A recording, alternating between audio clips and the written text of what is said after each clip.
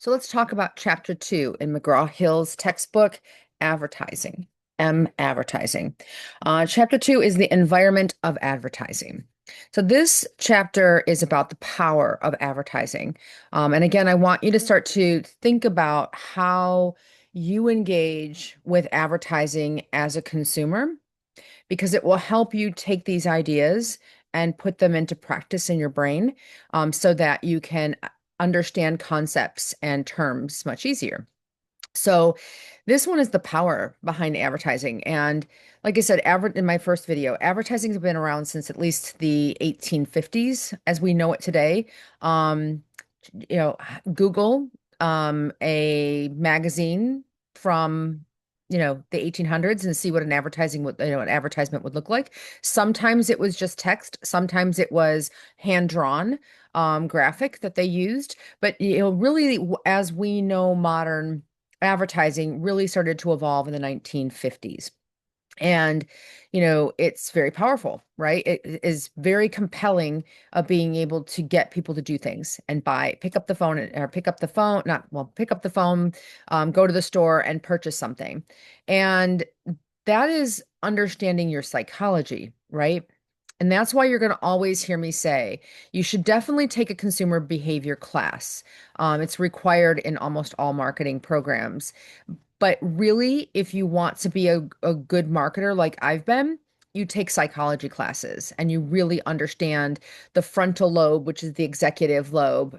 That is where, you can override decisions that you're making, and that the limbic system is in the back. And that is this sort of, mammalian autonomic brain where, like I always explain, if you got home from traveling and you don't remember how you got there, that's how your brain works, is that your brain will go on autopilot. So when you look at things and you have this impulse to buy, right? Oh gosh, I really need that in my life. That would make my life so much easier. Look at the celebrities are wearing this. That's all happening back here where your desire center is, where you have zero control over what you think. Think about that for a second. You have zero control of your limbic system, where your desires and your pleasure centers are at. Zero control.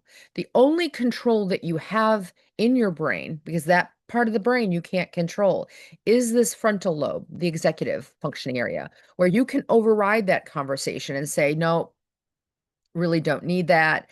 Um, you know, I don't have money right now. But again, when you have those conversations in your head, think about it. Like, watch yourself do it in real time, where you'll say, well, maybe if I go on a budget for the next 2 weeks, I can go ahead and buy that now, or don't worry about it. I'll make it up next month, or my next paycheck, I'll be okay. That's your brain rationalizing why you should want to buy something. So the advertisement that created that desire in your brain for something that starts this conflict conversation, that's what we're talking about. So you have the impact of advertising globally, right? Now, advertising here in the US doesn't necessarily work overseas, but I want you to think of the different types of advertising that you see. You see advertising for um, Procter and Gamble was great. That's where the whole idea of soap opera started, right? I don't know if you know that. But General Hospital, Days of Our Lives, all of those soap operas started because Procter and Gamble decided to work in conjunction with producers to create a serial um, daily show for housewives, because they realized that housewives were making decisions on home goods, like what kind of dish soap are you going to buy? What kind of shampoo for your family are you going to buy? So they designed these serial romance, sort of like smut, on TV. It's not hardcore, but really definitely soft. And it's also storytelling, right? These housewives want to have these glamorous lives that they're stuck home making dinner for their kids. So the idea behind it was to sponsor these ads, or sponsor this program with ads from Procter and Gamble advertising products that they sell. That's why they're called soap, because Procter and Gamble started with soap operas. So if you understand like what those are, but again, younger generation, you weren't around when those happened, so you don't have the history of a soap opera. You don't understand that Procter and Gamble was trying to sell women home goods, and it worked spectacularly. So those are the kind of subtle influences that if you don't know behind the scenes, how companies are partnering with media to make things happen, it happens all the time. Now look at the idea now that we understand fake news.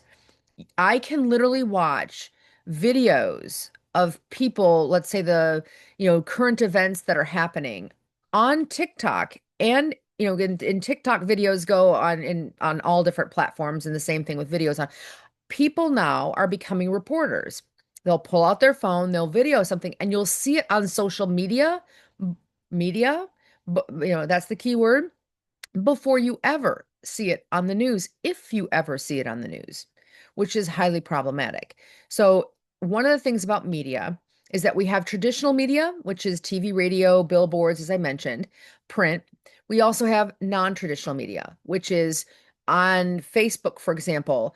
I'm on there as a consumer and I may see, these things happening in real time. But now we have two different types of advertisement, right? I can buy an ad on Facebook as a business or as an individual. I can do that too if I'm trying to sell a book or whatever. I can take out an advertisement on Instagram, on TikTok, on Pinterest, on Twitter, X, on TikTok. I can take out an ad, just buy an ad campaign and go through that process. Or you have affiliate sales now, right? TikTok, that's why TikTok is so powerful. There's multiple income streams that people can have. But now in affiliate sales, I'm having people using the product, selling me the product. So that's more powerful because it's an endorsement, right? If my favorite influencer uses this, then it's an endorsement that I should use it too. And the Kardashians were the first ones that caused the Congress to put laws requiring that if an influencer is being paid to sell something, that they have to disclose it to the public. That's the ethics. And that's the other part of this chapter is the ethics. Subliminal advertising, not telling you behind the scenes when people are being paid to endorse a product, product placement in movies where it's not, it's compelling. Things like when Clorox came out, they used to have ads. I remember seeing a couple where they did like these microscopic images of the bugs that are on your skin. Well, it creeps people out. And yet now we know that many of those bugs that are on our skin are necessary for our health. Let me say that again. They are necessary for our health. There's also good bacteria and bad bacteria. Does Clorox tell you that? No, Clorox focuses on all the bad bacteria, which is why you should hose your entire house down with Clorox bleach, which is toxic exposure, by the way, to a chemical. That's when you smell that smell, that's toxic exposure to a chemical. Clorox was one of my customers when I worked at Kelly Services, so I know all about Clorox. But what they did with their ads was to make you think that all the bacteria and all of the bugs that are on you are bad. And yet there is good bacteria and bad bacteria, which is why we now have an epidemic of staph infections because good bacteria kills bad bacteria. Bad bacteria is really hard to kill. Now it's so chemical sensitive, it doesn't even respond to chemicals anymore. Why? We killed the bacteria, nature's bacteria that would normally kill them. We've eviscerated them. So I saw a study where hospitals back in, I think it was in Sweden, had a 50% staph infection problem in their hospitals. And they were the one thing that they got rid of and cut their staph infections in half was they got rid of the antibacterial soap, went back to regular soap. So there's things in advertising that they're going to push to try to get you to buy something.